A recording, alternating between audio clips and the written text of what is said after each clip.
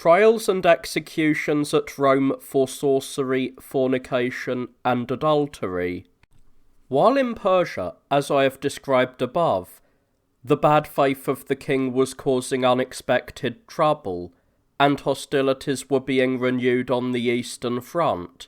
At Rome, rather more than 16 years after the death of Nepotian, Bellona, the goddess of war, was raging through the Eternal City and setting it ablaze. Small beginnings culminated in fearful disasters, which one could wish burned in total oblivion. I pray that there may be no such outrages hereafter, to do more harm by the example they set than by their actual effects. I reflected deeply on the various circumstances and felt that I had good ground for fearing the consequences if I gave a minute account of this bloody business, but the better moral climate that now prevails encourages me to touch on the things worth recording. I do not, however, feel at all reluctant to explain briefly the episode in ancient history which caused me alarm. In the first war against the Medes, the Persians, after seizing Asia, laid siege to Miletus in overwhelming strength. The besieged were threatened with an agonizing death and brought to such a pass by their miseries that they killed their nearest and dearest, made a bonfire of their movables, and vied with one another in their haste to consign themselves to the flames and perish on the common pyre of their country. Soon afterwards, Phrynichius used this disaster as the plot of a tragedy and produced it on the stage at Athens. At first it was well received by the audience, but as the story unfolded in high tragic style, their indignation was aroused and they punished the author, whose object they thought was not to console but to reproach.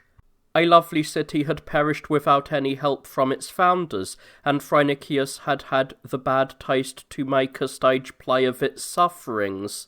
Miletus was a colony of Athens, founded with other Ionian cities by Nilus, son of Codrus. Codrus is said to have laid down his life for his country in war with the Dorians. But let me come to my subject. Maximin, formerly vice-prefect of Rome, was a man of very humble origin from Sopion, a town in Valeria. His father was a clerk in the governor's office and came of Carpian stock. The Carpi were a tribe which Diocletian expelled from their original homes and transferred to Pannonia.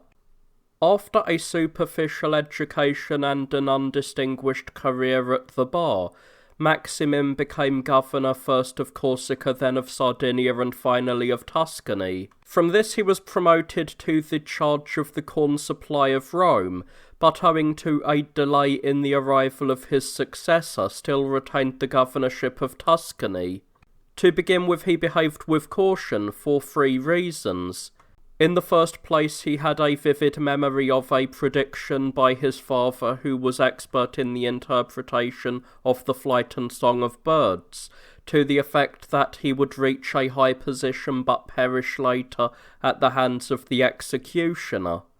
Next, he had got hold of a man from Sardinia who had the power to raise evil spirits and elicit prognostications from the dead. Rumour had it that he later betrayed this man to his death, but while he survived, he was milder and more amenable for fear of being betrayed himself. Lastly, while he was still worming his way through the inferior posts like a snake in the earth, he was not strong enough to cause mischief on a large scale.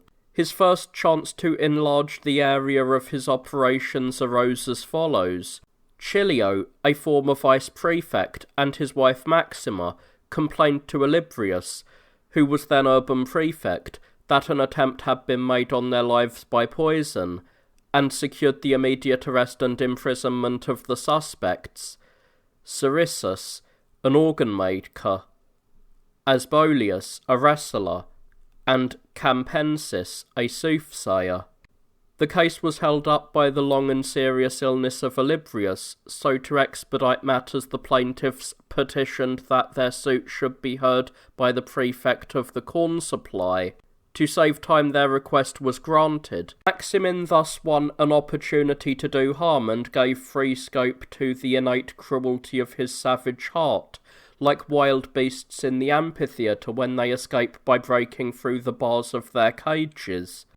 While this matter was still at an early stage and various preliminary investigations were being made, cruel scourging elicited from some witnesses the names of a number of nobles who were alleged to have secured the services of professional criminals through the agency of dependents and other creatures who were notorious informers. Then the hellish judge went beyond his last, to use the proverbial phrase, and reported to the emperor out of pure malice that frightful crimes committed by several people at Rome could be investigated and punished only by using harsher methods. At this the emperor, who was passionate rather than rigorous in his antipathy to wrongdoing, issued in a rage a general ordinance to cover cases of this kind, which he arbitrarily identified with the crime of treason, and decreed that all who were exempted from torture by early legislation and the decrees of former emperors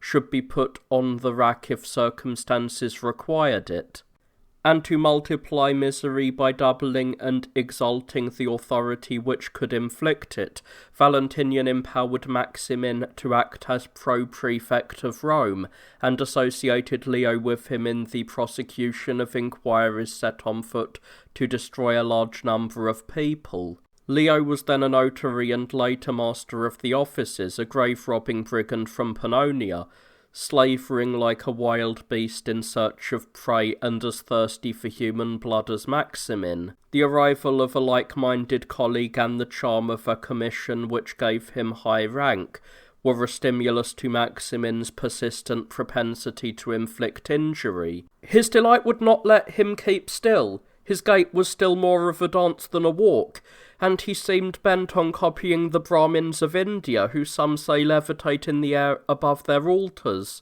The tocsin which heralds infernal calamities was now ringing, and people were numb with horror at the frightfulness of the situation. Among many other brutal and merciless acts, too various and numerous to relate, the death of the advocate Marcellinus stood out. He was accused of having employed black arts to win the hand of one Hispanilla, and Maximin, after a perfunctory survey of the evidence, condemned him to death. It occurs to me that some readers who examine my account in minute detail may perhaps object that I have sometimes transposed the order of events or passed over things which came under their own observation.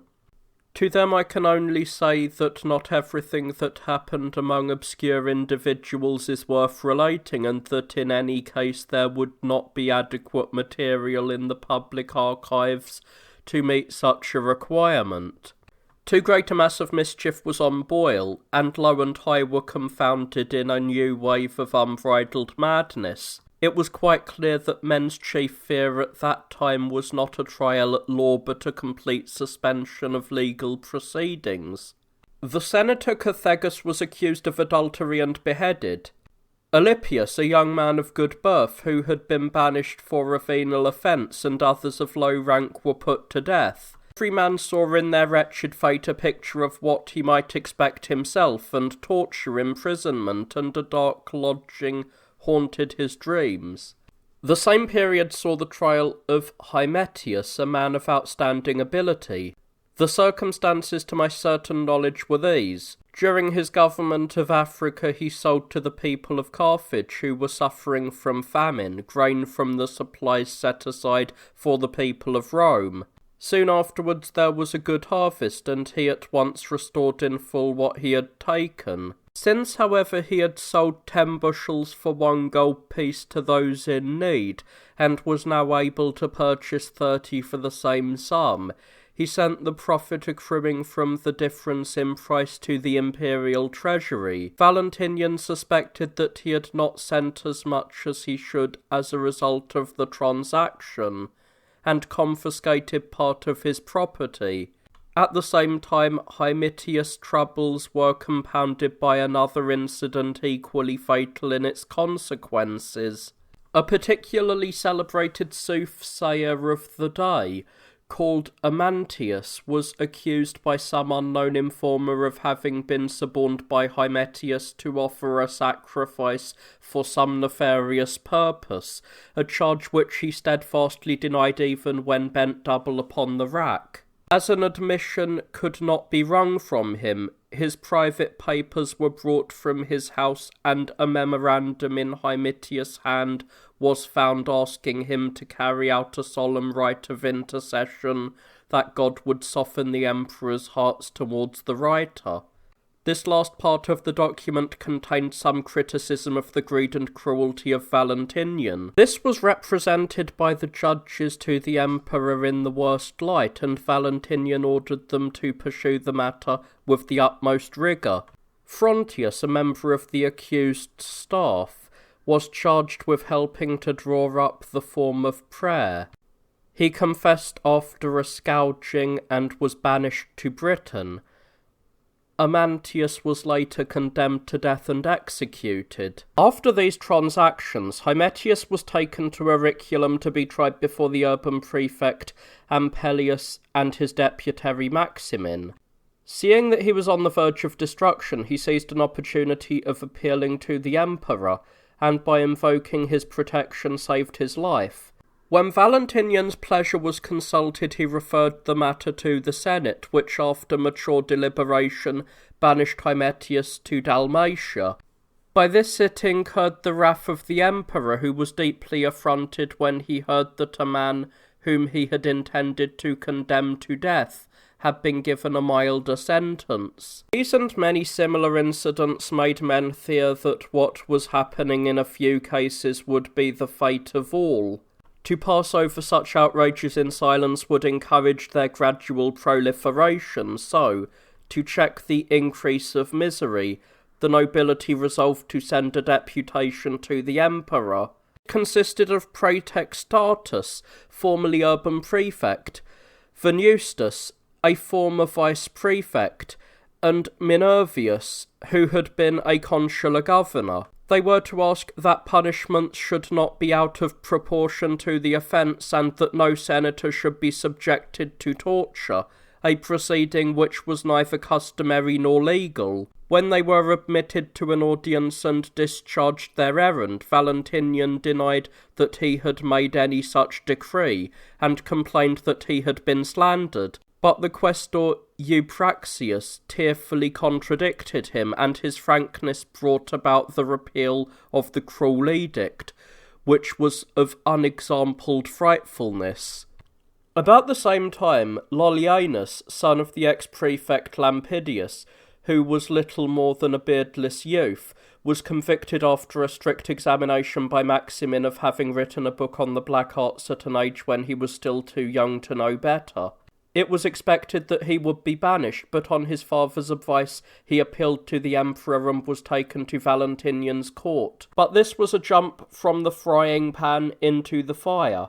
He was handed over to Sphalangius, the governor of Baetica, and perished at the hands of the executioner. In addition, Tarasius Bassus, afterwards urban prefect, his brother Comenius, and two others, Macrinius and Eustathius, all men of senatorial rank, were brought to trial. They were alleged to be the patrons of a charioteer called Acenius and his accomplice in sorcery, but the evidence was doubtful and they were acquitted. There was a widespread rumour that they owed their acquittal to the influence of Victorianus, a crony of Maximin. Even women were not exempt from afflictions like these. Many of high birth were found guilty of adultery or fornication and put to death. The most conspicuous cases were those of Claritas and Flaviana. When the latter was on her way to death, her clothing was torn from her, and she was not allowed to keep even enough to cover her nakedness. For this monstrous outrage, the executioner was burned alive. The senators Paphius and Cornelius, who both confessed that they had disgraced themselves by the practice of poisoning, were sentenced by the same Maximin and executed. The head of the mint also suffered the same fate. Siricius and Asbolius mentioned earlier, who had been solemnly assured by Maximin in an attempt to induce them to mention any names they pleased, that no one would be punished at the stake or on the block, were dispatched by violent blows from an instrument loaded with lead. The soothsayer Campensis, however, was consigned to the flames, since in his case Maximin was bound by no such promise. It is, I think, fitting now to set forth the cause which drove Aginatius headlong to death, a man of noble descent from his early ancestors, as persistent reports declared. For as to this there is no trustworthy documentary evidence.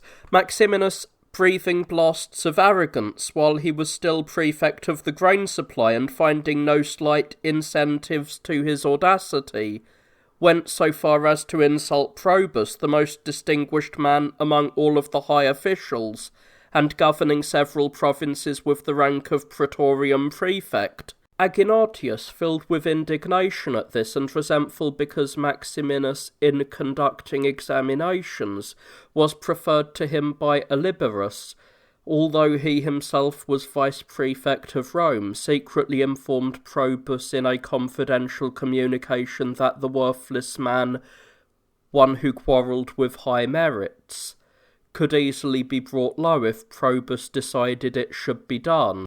This letter Probus, as some maintained, without the knowledge of anyone except the bearer, sent to Maximinus, fearing him as a man already very highly trained in wickedness, and in favour with the emperor.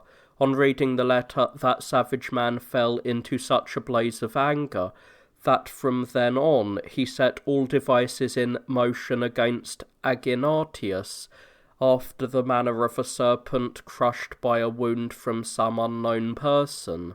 There was added to this another more powerful impulse to treacherous attack, which ruined the said Aginatius, for he accused Victorinus after his death of having sold decisions of Maximinus during his lifetime, although he himself had received no comparable legacies from Victorianus' will, and with like impudence he threatened Anespisa also, Victorianus' widow, with charges and litigious suits. The woman, fearful of these troubles and wishing to protect herself by the help of Maximinus, pretended that her husband, in a will which he had made shortly before his death, had left him £3,000 of silver.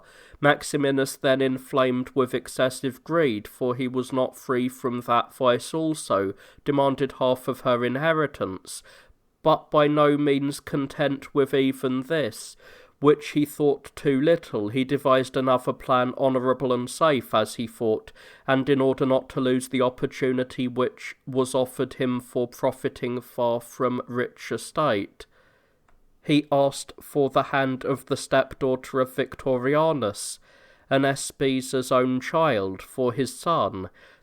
This was quickly secured with the woman's consent. By these and other equally deplorable acts, which were a blot on the fair face of the eternal city, this man, whose very name provokes groans, pursued his violent path amid the wreck of many fortunes, overstepping the limits set by the law. He is said to have kept a cord hanging from a remote window in his official residence, to the end of which anonymous charges could be attached, unsupported by evidence, but designed to injure many innocent people. And sometimes he ordered Mucianus and Barbarus, his attendants, who were most skilled in deception, severally to be cast out of his house. These two then, as if bewailing the fate by which they pretended to be overwhelmed, exaggerated the cruelty of the judge, and often repeated the assertion that the accused had no other means of saving their lives than by charging men of high rank with serious crimes, for they declared that by involving such men in the same accusations with themselves, they could easily secure an acquittal. Because of this, with a recklessness now passing all bounds, the hands of very many were bound in fetters, and men of noble birth were seen in mourning garb, or in distress, and none of them could rightly be blamed, since very often when waiting upon him with bodies bent so almost as to touch the ground, They constantly heard that brigand with the heart of a wild beast shout that no one could be found innocent without his consent. Such words, which accomplishment quickly followed, would surely have terrified men like Numa Pompilius and Cato, for in fact the business was conducted in such a way that some people could not even contemplate the ills of others with dry eyes, a thing which often happens in the many difficult trials of life. Nevertheless, the iron-hearted judge, often as he deviated from laws and justice, was endurable in what may be called one special thing, for at times he could be prevailed upon to show mercy to some, although this, we read in the following passage in Cicero, is almost a vice, for he says, "When anger is implacable, there is extreme severity, but if it yields to entreaties, the greatest inconsistency. Yet the latter, as a choice of evils, is to be preferred to severity." A successor to Maximin was appointed, and the latter was summoned to the imperial court, to which Leo had preceded him. There he was promoted to praetorian prefect. His cruelty was unabated, and he continued to do harm at long range like a basilisk. At that time, or a little earlier, the brooms used to sweep the chamber in which the nobility met burst into leaf, a sign that some people of the lower sort would soon rise to the high offices of state. It is time for me to return to my narrative, but in order not to disrupt the sequence of events, I will linger over a few of the outrages in the city committed through the wickedness of the vice-prefects, who served as the agents or rather the mere instruments of Maximin's will and pleasure. His immediate successor was Marcellinus. He was inclined to a milder course, and to demonstrate his caution and respect for the law, referred to higher authority a statement that Assacius, with others who were in prison for adultery with Rufina, was endeavouring to bring a charge of treason against her husband Marcellus, a former agent.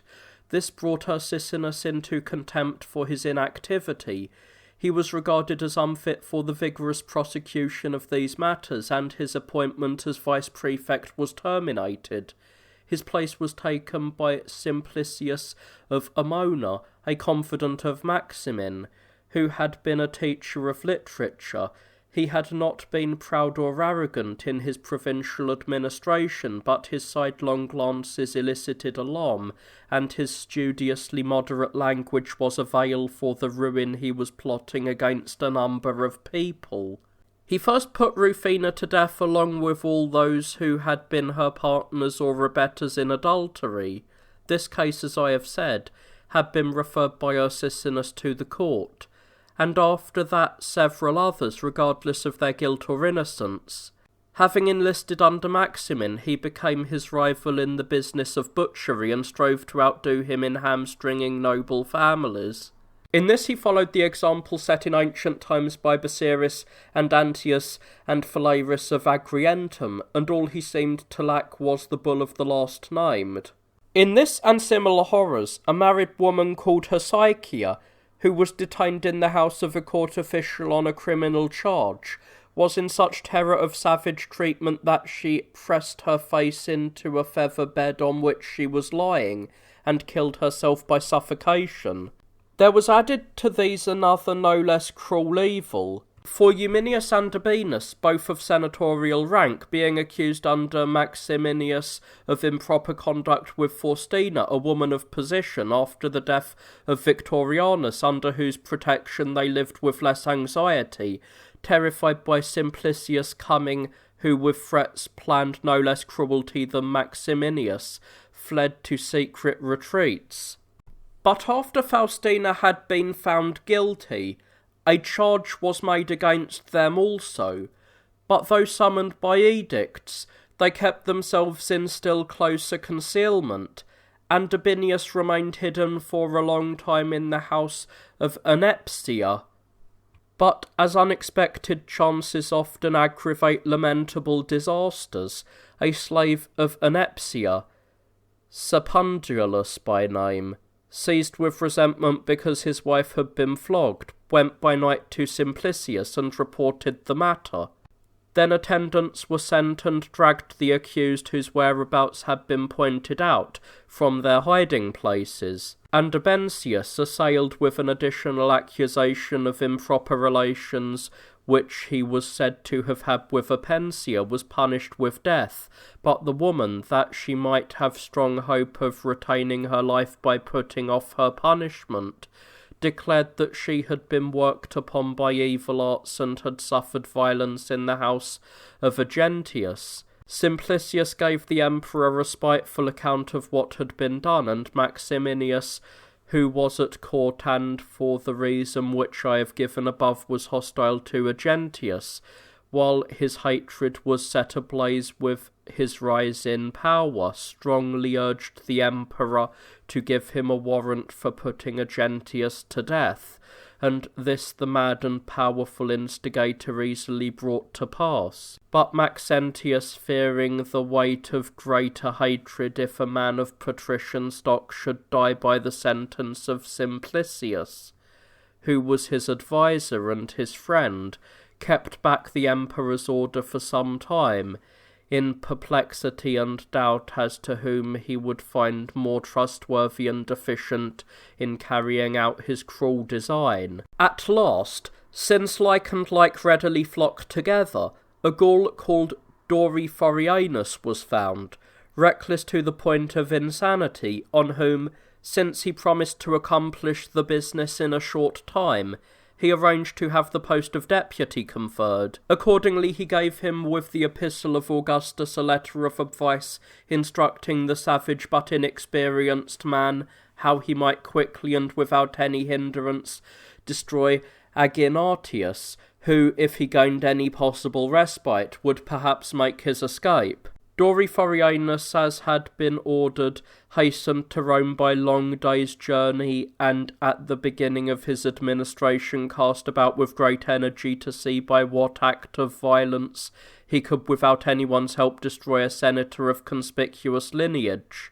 And on learning that Ammianus had long since been found, and was under guard in his own villa, he arranged personally to examine him and Ammianus as well, as the chief of the guilty persons, in the midst of the horror of the night, when men's minds are commonly dulled by the bonds of terror, as among countless other instances is shown by Homer's Ajax, who wished rather to die by daylight than endure the additional suffering of dread by night.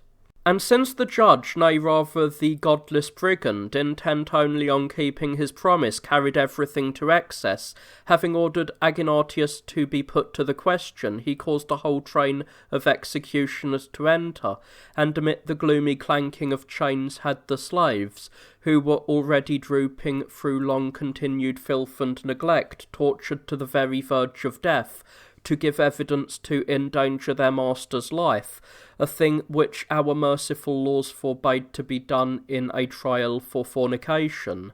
Finally, when tortures already almost mortal had extorted from a maidservant a few ambiguous words, without fully examining the trustworthiness of the testimony, he ordered Ammianus to be led off to execution hastily and without a hearing, although with loud cries he called upon the emperor's name. Accordingly he was hoisted up and put to death, and Anastasia was executed on a like sentence. While Maximianus was thus busied in person when he was in Rome, and through his emissaries when he acted from a distance, the eternal city wept bitterly for its dead.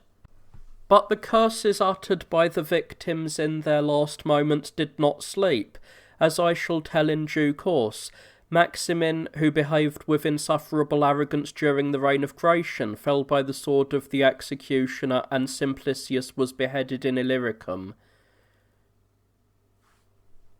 Doriphorion, his successor, was also condemned to death and thrown into the prison called Tullianium. The emperor, however, removed him from there at his mother's insistence, and when he got home had him put to an agonizing death.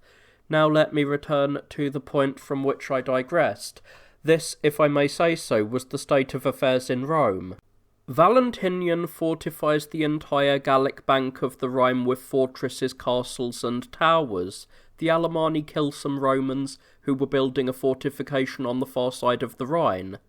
Mario Cutiperium freebooters, by order of Valens, were destroyed in Syria with their children and their village. But Valentinian, meditating important and useful plans, fortified the entire Rhine, from the beginnings of Raetia as far as the Strait of the Ocean, with great earthworks, erecting lofty fortresses and castles and towers at frequent intervals, in suitable and convenient places, as far as the whole length of Gaul extends. In some places also works were constructed even on the furthest bank of the river, which flows by the lands of the savages. Finally, when he considered that a lofty and secure fortification, which he himself had built from its very foundations, since a river called the Neisse flowed at its foot, could gradually be undermined by the immense force of the waters, he even thought of tunnelling the course of the stream in a different direction, and after he had hunted up men skilled in hydraulic work, the difficult task was begun with a great force of soldiers. For during many days beams of oak were bound together and placed in the bed of the river, and although they were fastened again and again by great piles driven close to them on both sides, they were forced from their place by the rising waters, and finally were swept away by the force of the current and lost. Yet finally the day was won by the efficient supervision of the emperor and the labour of his obedient soldiers, who as they worked were often sunk chin-deep in the water, and at last, though not without danger to some of the men, the defensive works, relieved of their pressure of the snarling river, are now strong. Being joyful and exultant because of these and similar successes, the emperor then, considering the time of year and the state of the season, as became a dutiful prince, devoted himself to those matters which would be helpful to the commonwealth.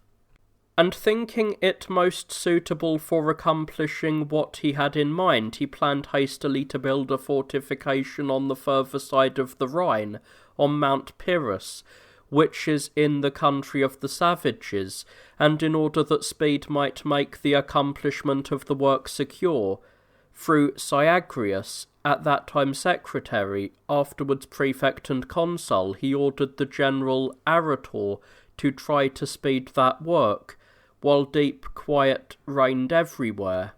The general at once crossed the river with the secretary, as was ordered, and, with the soldiers under his command, had begun to dig the foundations when Hermogenes was appointed as his successor. At the same moment some chiefs of the Alemanni arrived, fathers of the hostages whom we were holding in accordance with the treaty as important pledges of the continued permanence of peace. They on bended knees begged that the Romans, whose fortune consistent trustworthiness had raised to the skies, should not, regardless of their security, be led astray by a perverse error, and, treading their promises underfoot, enter upon an untrustworthy undertaking. But since they said these and similar things to no purpose, as they were not listened to, and perceived that they would receive no peaceful nor mild reply, they withdrew, weeping at the fate of their sons. Scarcely had they left the place when a band of barbarians who were awaiting the reply to be made, as they were given to understand, at that time to their chiefs, dashing forth from the hollow defile of a neighbouring hill, attacked our soldiers, who were half nude and still carrying earth, and quickly drawing their swords were cutting them down, and with them also both leaders were slain. Not a single man survived to tell what had happened, except Syagrius. He, after all the others had been slain, returned to the court, but by sentence of the angry emperor he was cashiered and went to his home, being considered by a cruel judgment to have deserved this because he alone had escaped. Meanwhile, throughout Gaul, there spread to the ruin of many a savage frenzy for brigandage, which kept watch of the frequented roads, and fell indiscriminately upon everything profitable that fell in its way. Finally, in addition to many others who fell victim to such ambuscades, Constantius, chief of the imperial stables, a relative by marriage of Valentinian and own brother to Ceralis and Justina, was surprised by an unexpected attack and presently slain, but at a distance from them, as if the Furies were stirring up similar troubles. The Maratocupriani, a fierce race of brigands, were ranging about on every side. They dwelt in a village of the same name situated near Apama in Syria, were exceedingly numerous, skilled in crafty wiles, and dreaded because they roamed about quietly under the guise of honourable traders and soldiers, and fell upon rich houses, estates, and towns. No one could guard against their unexpected coming, since they did not assail previously chosen places, but various quarters, and those that were far removed, breaking out wherever the wind took them, the same reason that makes the Saxons feared before all other enemies for their sudden raids. But although these confederate bands destroyed the property of many and driven by the gadfly of their madness, which they had conceived, caused lamentable slaughter, being no less greedy for blood than for booty, yet for fear that by giving a minute account of their deeds I may somewhat delay the direct course of my project, it will suffice to tell of this one destructive and well-devised stroke of theirs. The united body of these godless men, disguised as the retinue of a state treasurer, and one of them as that official himself, in the darkness of evening, preceded by the mournful cry of a herald, entered a city and beset with swords the fine house of a distinguished citizen, as if he had been prescribed and condemned to death. They seized all his valuable furniture, and since the servants were struck with sudden fear, and in their bewilderment did not defend their master, they killed many of them, and before the return of daylight departed at a quick step. But when, after being enriched by the booty of many men, they abandoned the sweet pleasure of robbery, which was interrupted by a movement of the emperor's forces, they were crushed and perished to the last man, even their children, who were still small, in order that they might not grow up to follow the example of their fathers, were destroyed in the same fate, and the houses which they had built in showy fashion at the sorrowful expense of others were torn down. These things then happened in the connection in which they have been told. Theodosius in Britain. The General Theodosius, bearer of a famous name, set out full of confidence from London, with a force which he had reformed with energy and skill. This was of the greatest service to the defeated and harassed Britons. He forestalled the barbarians by seizing positions suitable for guerrilla warfare, and imposed no duties on his troops which he himself was not the first to undertake with alacrity. Combining in this way the duties of an active soldier with the responsibilities of high command, he routed and put to flight various tribes, whose burning eagerness to attack anything Roman was fanned by a belief that they could do so with impunity. He completely restored towns and forts which had suffered a series of calamities, but which were now strengthened to secure a long period of peace. But while he was thus employed, a fearful development took place, which would have led to grave danger if it had not been nipped in the bud. One Valentinius, from the Pannonian province of Valeria, a man of arrogant temper and a brother-in-law of Maximin, the pernicious vice-prefect who later became Praetorian prefect, had been banished to Britain for a serious offence. Like the beast of prey he resembled, he could not keep quiet, but embarked on a fresh career of mischief, nursing a particular grudge against Theodosius, whom he looked upon as the only obstacle to his wicked designs. After a good deal of open and clandestine reconnaissance, his insatiable ambition led him to tamper with the other exiles and such troops as he was in a position to seduce by the bribes that he promised. The time for his coup was approaching when the commander-in-chief learned from his intelligence what was going on, firmly resolved to grasp the nettle and to punish the plot that had been uncovered. He sent Valentius with a few of his closest associates to the general Dulcutius to be put to death, but his preeminent skill in military matters led him with an eye to the future to forbid further inquiry into the conspiracy. He was afraid that by spreading alarm among a large number of people he might reawaken the troubles in the provinces that had been laid to rest. After the removal of this danger, which conclusively showed that in all his undertakings fortune never deserted him, Theodosius put in hand many necessary reforms. He restored cities and garrison towns, as I have said, and protected the borders with guard posts and defensive works.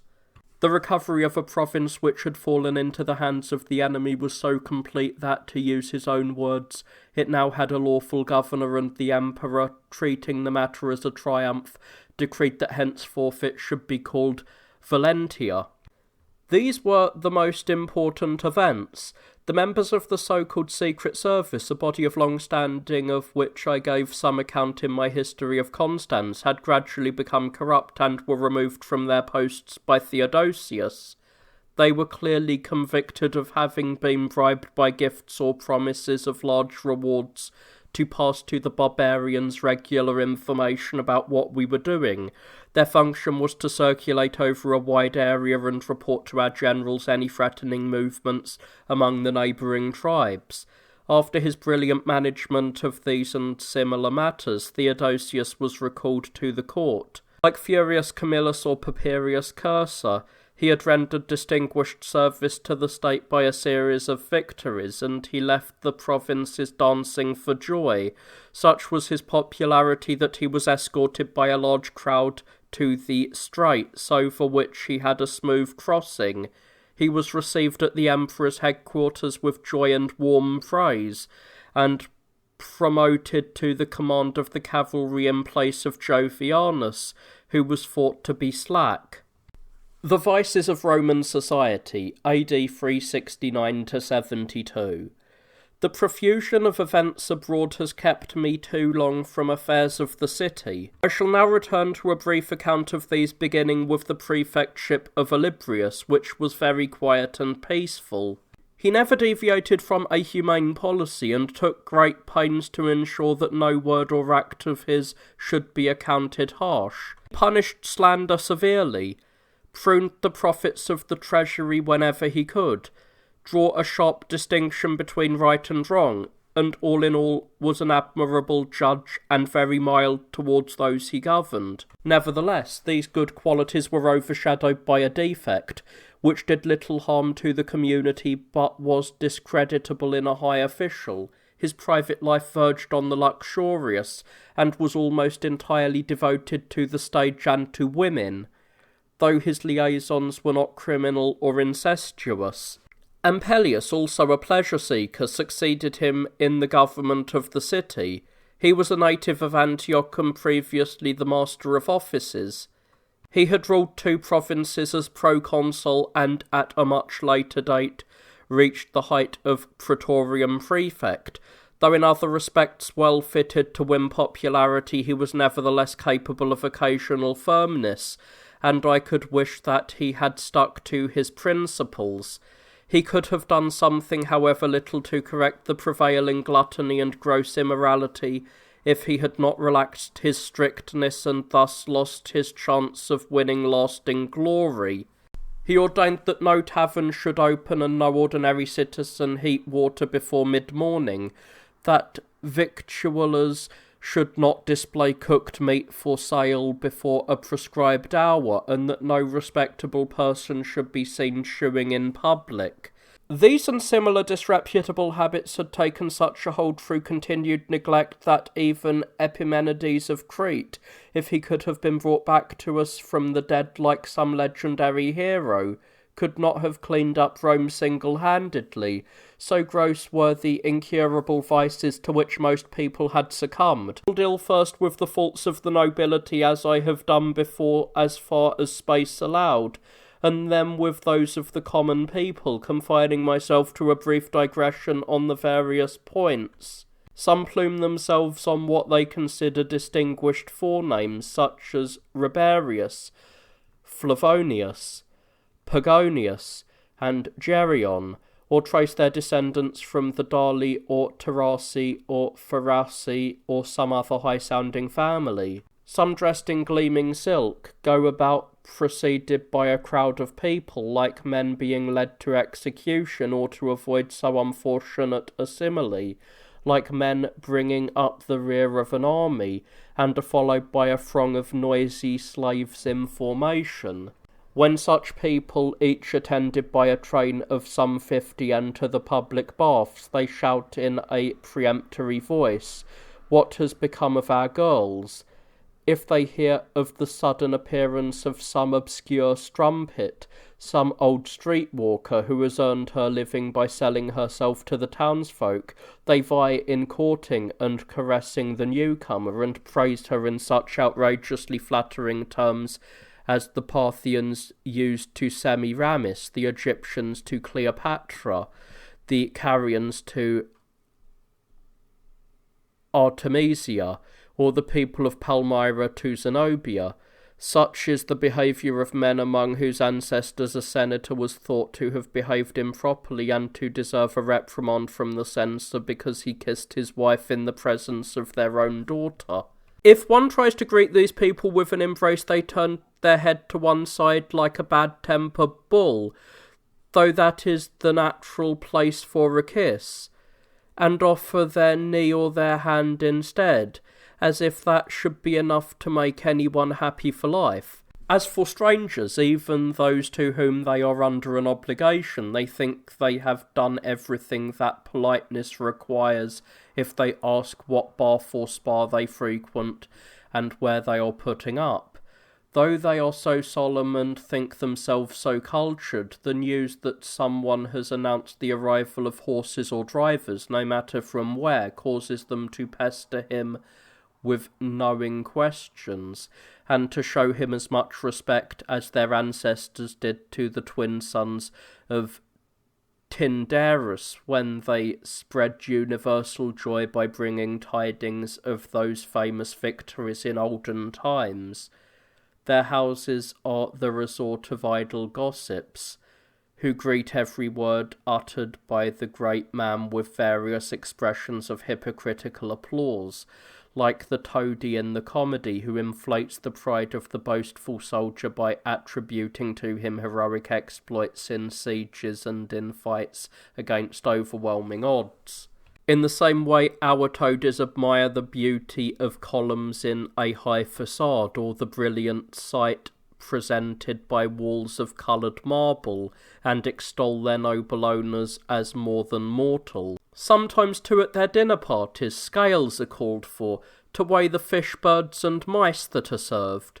The guests are bored to death by repeated expressions of wonder at the unheard-of size of the creatures, especially when some 30 secretaries are in attendance with writing cases and notebooks to take down the statistics, and all that is wanting to complete the appearance of a school is the schoolmaster.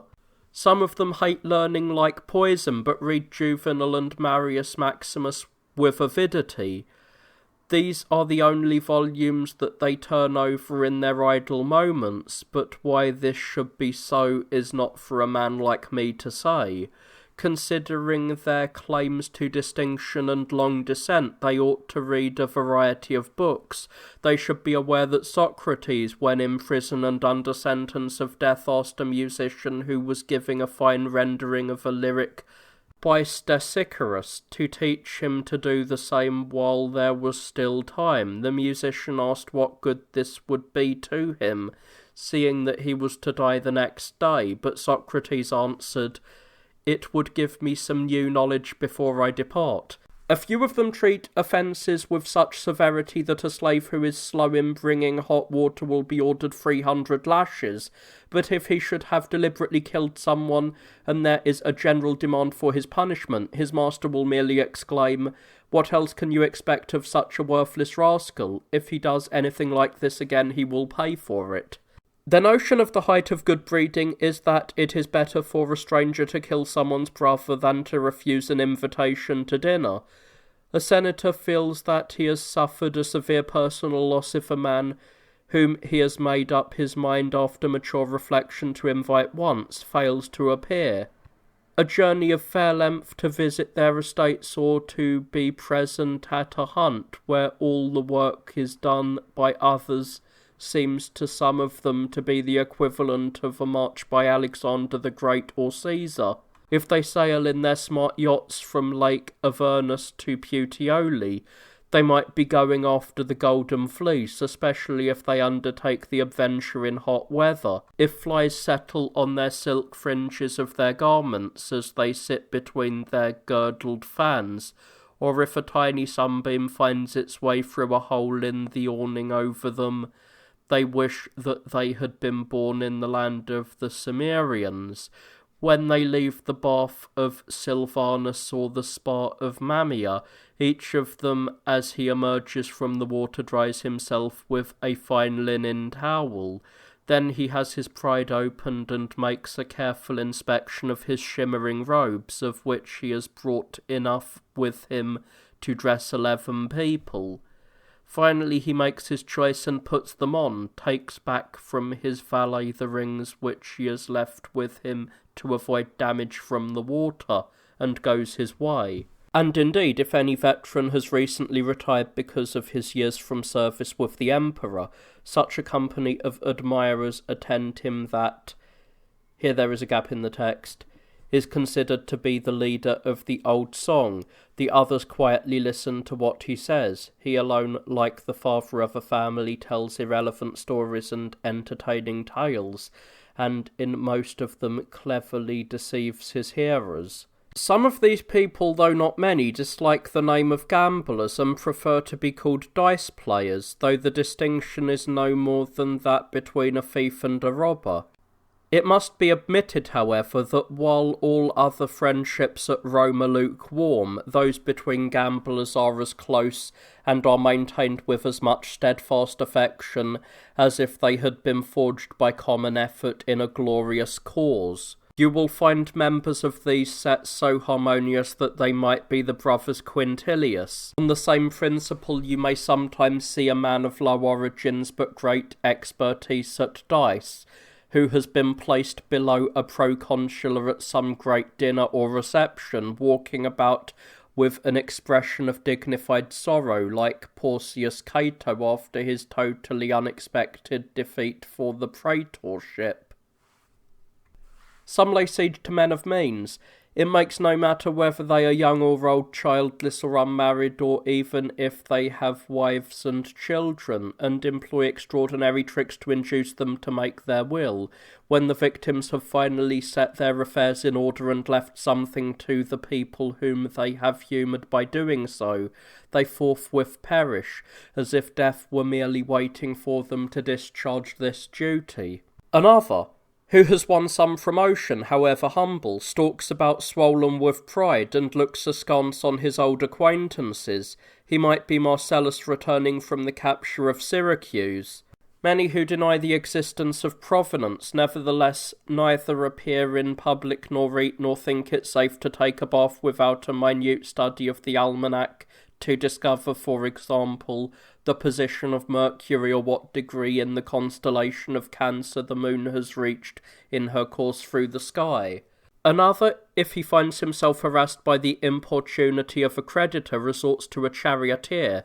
A man of this class will undertake any dirty business, and suborns him to prosecute the creditor for sorcery, a charge from which he cannot free himself without giving a bond and incurring heavy costs. In addition, the accuser has the voluntary debtor shut up as if he were his chattel, and will not set him free until he has acknowledged the debt.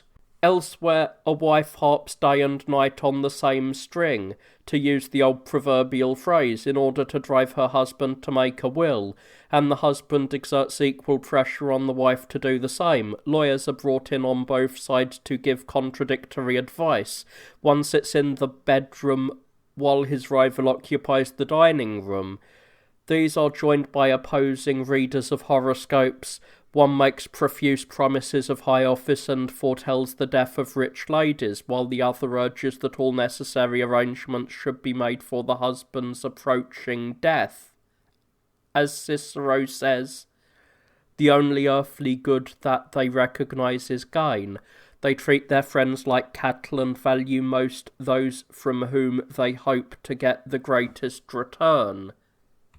When these people want a loan, you will find them cringing like Myco or lackeys.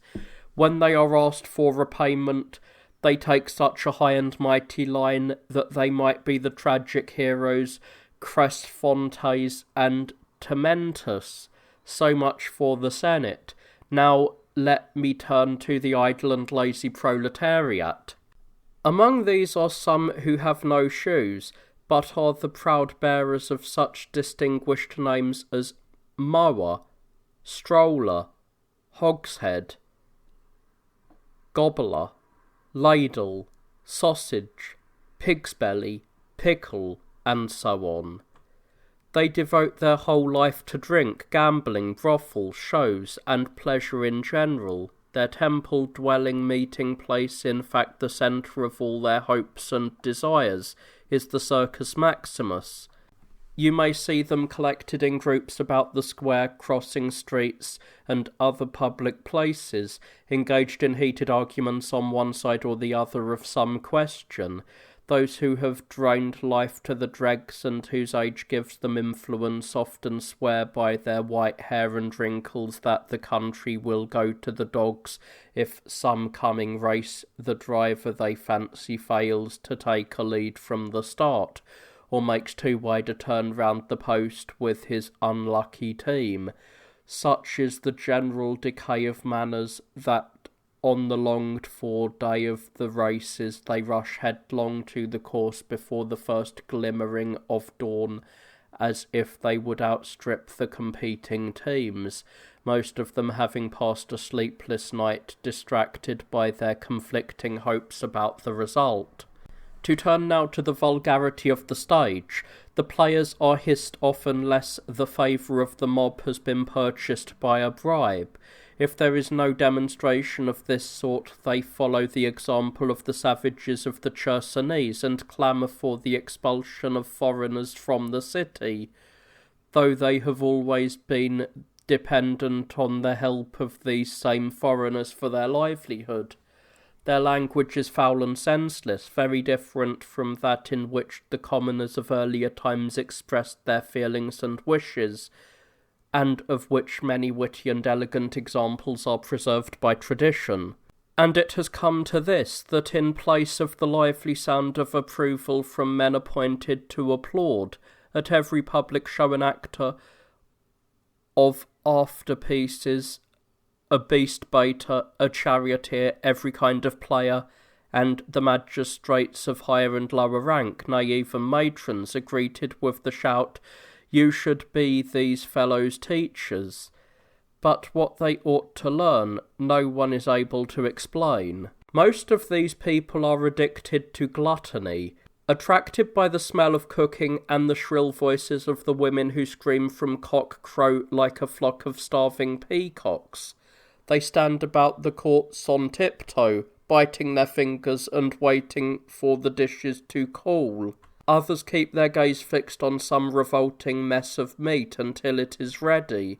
They look like Democritus and a party of anatomists poring over the guts of a slaughtered beast, and demonstrating how future generations can avoid internal pain. Enough for the present of the affairs of the city. Let me now return to the events which various causes brought about in the provinces. A Saxon attack on Gaul ends in a truce, but the Saxons are subsequently destroyed by an act which even Ammianus calls treacherous.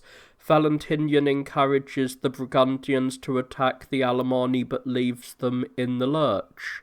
In the third consulship of the two Augusti, a horde of Saxons broke out, and after overcoming the dangers of the ocean, advanced at rapid pace towards the Roman frontier, having often been glutted with the slaughter of our people. The storm of this first inroad was met by Nennius, the general in charge of those regions, a leader approved by long experience in wars.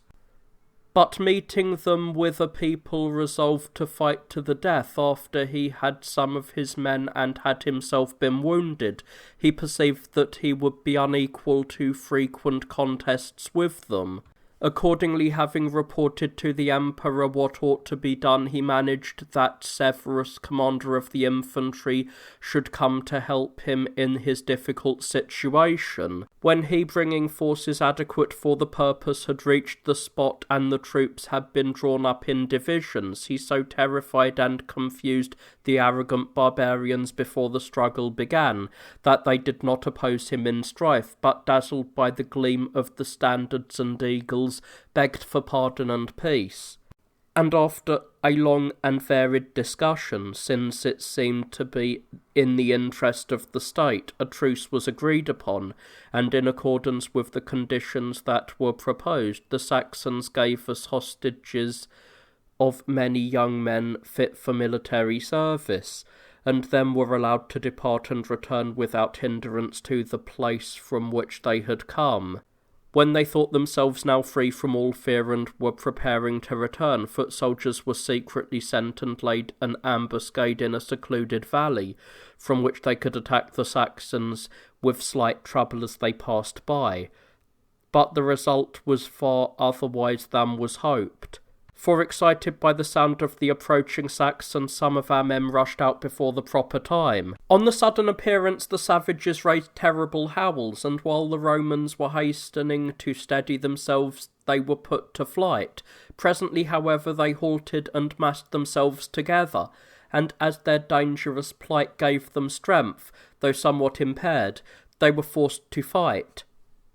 But after suffering great losses, they were routed and would have perished to a man had not a troop of mail-clad horsemen, which had been similarly stationed on another side, near a byway, to cause danger to the savages as they passed by, been aroused by their cries of terror and quickly came to their aid.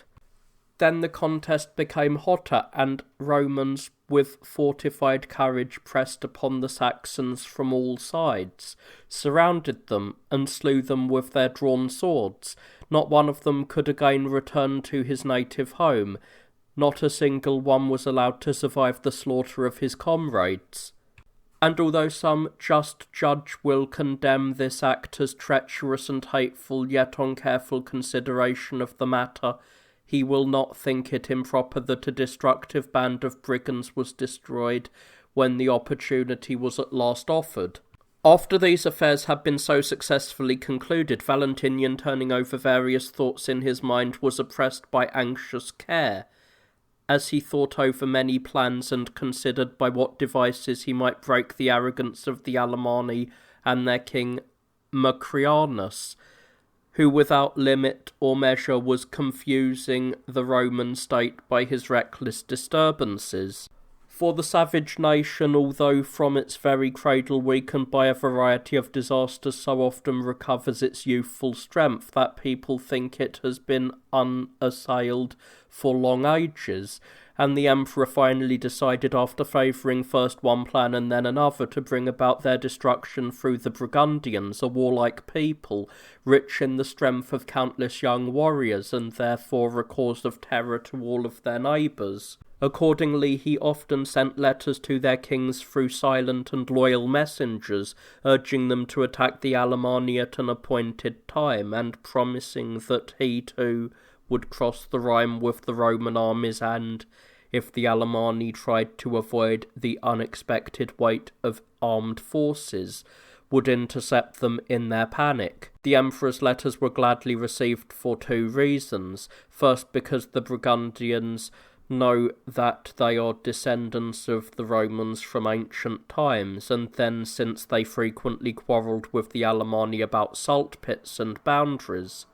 They therefore sent their choicest troops, which, before our soldiers were gathered together, advanced as far as the banks of the Rhine, and while the emperor was still occupied with the building of fortifications, they caused the very greatest alarm to our people. And so they halted for a time, but when Valentinian did not appear on the appointed day as he had agreed, and they saw that none of his promises had been fulfilled, they sent envoys to the emperor's camp demanding that support be given for them for their return to their home, in order that they might not expose their unprotected rear to the enemy. And when they perceived that by subterfuge and delays their request was practically denied, they went off from there in sorrow and indignation, and their kings, on learning what had happened, furious at being mocked, killed all their prisoners and returned to their native lands. In their country a king is called by the general name Hendinos, and according to an ancient custom lays down his power and is deposed if under him the fortunes of war has wavered, or the earth has denied sufficient crops, just as the Egyptians commonly blame their rulers for such occurrences. On the other hand, the chief priest among the Burgundians is called Sinistus, holding the power for life, and is exposed to no such dangers as threaten the kings. Taking advantage of this very timely occasion, Theodosius, at that time commander of the cavalry, made an attack through Rhaetia upon the Alemanni, who through fear of the aforesaid people were scattered. He killed many of them, and by the emperor's order sent all the prisoners to Italy, where they received fertile cantons, and now live as our subjects on the banks of the Po. The disasters of the province of Tripolis, AD 363 to 377. From here let us move into what is almost another world, and come to the troubles of the African province of Tripolis. These must have drawn tears, I would think, from justice herself, and the cause from which the conflagration arose will become clear when I have finished my story. The Ostoriani, who border on those parts, are savages always ready to make a sudden raid and accustomed to live by rapine and slaughter. After a brief period of quiescence, they relapsed into their natural state of lawlessness on the pretext of what they called a genuine grievance. One of their number, called Stacco, availing himself of peaceful conditions to travel freely in our territory, committed some unlawful acts, of which the most serious was to stir up unrest in the provinces by every trick in his power. The evidence against him was incontrovertible, and he was burnt to death at the stake. To avenge the death of a man who they claimed was their countryman and had been unjustly condemned, the Ostoriani rushed from their haunts like mad beasts. This happened while Jovian was still emperor.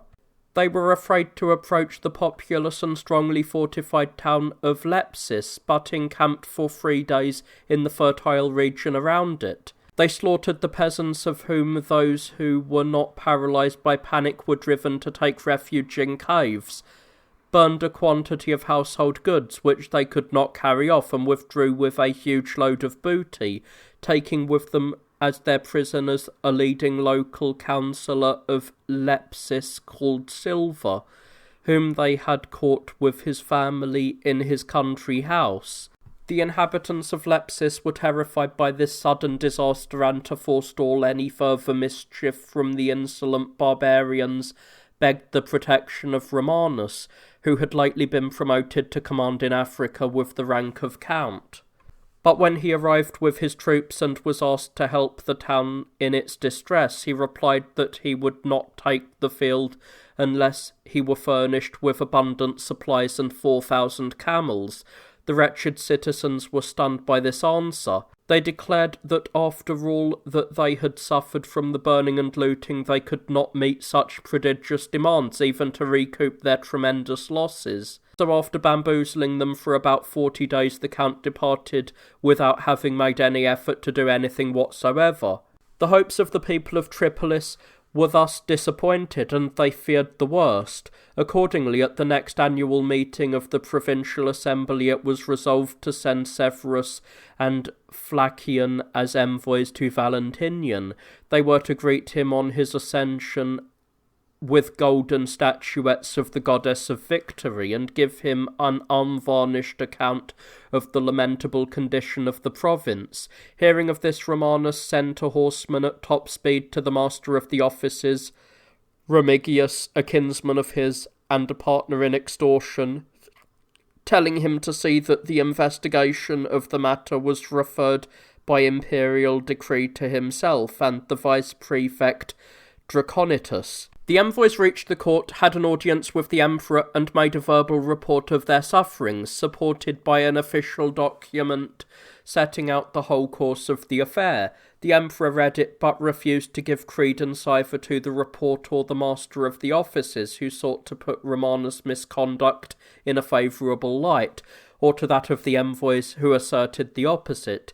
He promised a full inquiry, which, however, was put off, as such things often are, when advantage is taken of their being occupied with more important businesses to hoodwink the holders of supreme power. While the Tripolitans were kept waiting in anxious suspense for some relief from the emperor's headquarters, they were again attacked by bands of barbarians, whose confidence was raised by their previous exploit. They overran the territories of Lepsis and Oria, killing and plundering, and then withdrew with enormous quantities of spoil. Many local officials lost their lives, of whom the best known were the former high priest Rustician and the aedile Nicias. The reason why this raid could not be averted was that the conduct of military matters, which at the earnest request of the envoys had been entrusted to Raricinus, the governor of the province, was soon afterwards transferred to Romanus. A further envoy was now sent to Gaul with news of this fresh calamity, which greatly angered the emperor. Accordingly, the tribune and notary Pallidus was sent to discharge the arrears of pay due to the troops stationed in Africa, and to make a reliable report on events in Tripolis. When time was being wasted in long deliberations and in waiting for answers, the Austoriani, rendered still more insolent by their double success, flew upon the victims again like birds of prey roused to frenzy by the taste of blood. They killed all who did not manage to make their escape, and after cutting down the trees and vines, carried off all the spoil that they had previously left behind. On the outskirts of the town, they captured a well-born and influential citizen called Mycon. He gave them the slip before he could be shackled, but lameness prevented him from getting clear away, so he threw himself into an empty well, from which the barbarians pulled him out with a broken rib, and brought him before the town gates, where he was ransomed at the urgent entreaty of his wife. He was lifted up to the battlements by a rope, but died 2 days later. On this occasion the marauding savages showed greater persistence, and assailed the very walls of Lepsis, which echoed with the doleful screams of women who had never experienced a siege before and were prostrate with terror. After keeping up the siege for 8 days, during which some of them were wounded without effecting anything, the enemy returned to their own domains somewhat disappointed. The townspeople were now in fear for their lives. The earlier envoys had not returned, and as a last recourse they sent Jovianus and Pancratius to give the emperor a true account of what they had seen and suffered personally. They met the previous envoys Servius and Flacian at Carthage, and learned on inquiry that these had been told to report to the vice-prefect and the count. Immediately afterwards Severus fell seriously ill and died. In spite of what they had been told, Jovianus and Pancratius hurried to the court with all possible speed. After this, Palladius reached Africa. Romanus was acquainted in advance with the purpose of his mission and to secure his own safety, sent instructions through confidential agents to the commanders of units to leave Pallidus the greater part of the pay he had brought, since he was a person of influence and very close to the highest officials of the court. This was done, and Pallidus, thus enriched, proceeded to Lepsis. To get to the bottom of things, he took with him to the devastated area 2 eloquent burghers of high standing, Erechtheus and Aristomenes, who informed him unreservedly of their own troubles and those of their fellow citizens and neighbours. They showed him everything, and after surveying the deplorable ruin to which the province was reduced, he returned and reproached Romanus for his inactivity, threatening to give a true account of all he had seen to the emperor.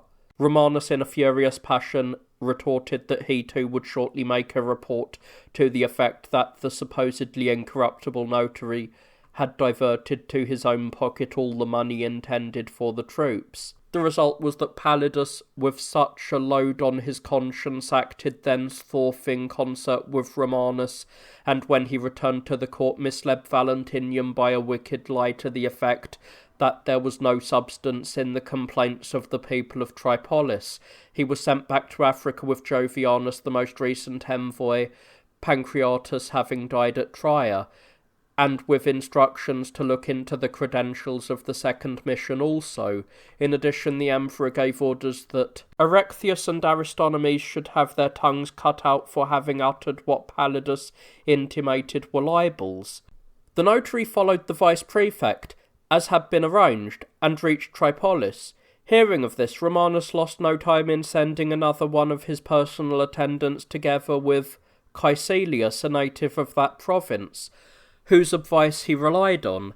By their agency all the townspeople were induced, whether by bribery or fraud it is not clear, to lay all the blame on Jovianus and assert positively that they had given him no instructions to report as he did to Valentinian. So iniquitous indeed were these proceedings that Jovianus himself was driven by fear for his life to confess that he had lied to the emperor. When this news reached him through Pallidus on his return, Valentinian, who was always prone to harshness, decreed that Jovianus, as the prime mover, with Caelestinus, Concordius, and Lucius as partners in his fraud, should suffer capital punishment, and that the governor, Ruricius, whose lies were aggravated by his having apparently used intemperate language, should also be put to death.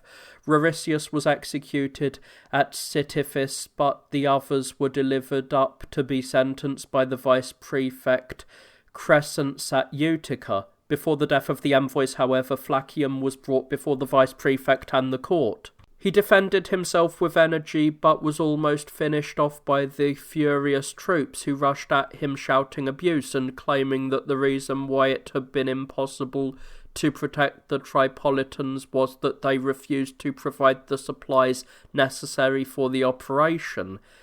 He was therefore thrown into prison until the emperor could be consulted and decide what should be done with him, but he made his escape to Rome by bribing the guards, it was generally believed, and there he went into hiding and died a natural death. By this remarkable outcome, Tripolis, the victim of both domestic and external calamities, was reduced to silence, but she was not left without champions.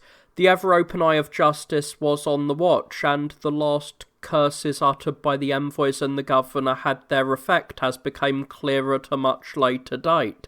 Pallidus was dismissed from his post and retired into private life, with the pride utterly humbled.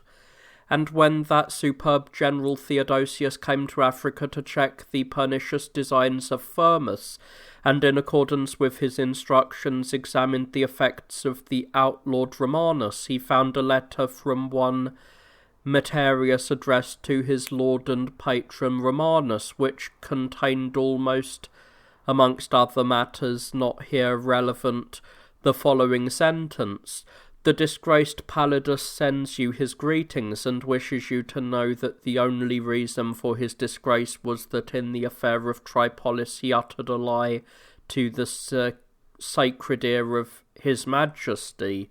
This letter was sent to the court and read: Materius was arrested at Valentinian's order and admitted that he was the writer. Orders were then given for the production of Pallidus, but he, conscious of the massive crimes that he had committed, one evening at a halt on the way took advantage of the absence of his guards, who were at church attending an all-night celebration of a Christian feast, to knot a noose about his neck and hang himself, when it became public knowledge that things had taken a turn for the better by the destruction of the author of these sad troubles. Erechtheus and Aristomenes emerged from their distant hiding place, in which they had taken refuge on hearing that their tongues were to be cut out for their allegedly extravagant words. The Emperor Gratian, who had now succeeded Valentinian, was reliably informed of the wicked fraud that had been perpetrated, and Erechtheus and Aristomenes were sent to have their case heard by the proconsul Hesperius and the vice-prefect Flavian, whose impartiality was as unimpeachable as their authority. They extracted from Caecilius under torture a full confession that it was he who had persuaded the citizens to accuse the envoys of lying. They followed a report which set out the whole course of events in an unquestionably reliable form, and to this no reply was made. And so, to complete the full tragic effect of the frightful drama, an epilogue was added after the fall of the curtain. Romanus set off for the court with Caecilius to accuse the judges of prejudice in favour of the province. He had a favourable reception from Meribordes, and asked that further persons whom he needed for his case should be produced. They were brought to Milan, and were able to show conclusively that they had been sent for unnecessarily on grounds of personal hostility. They were therefore discharged and returned home, but even before the death of Valentinian, Remigius, after the events I have narrated above, retired into private life and finally hanged himself, as I shall relate in its proper place.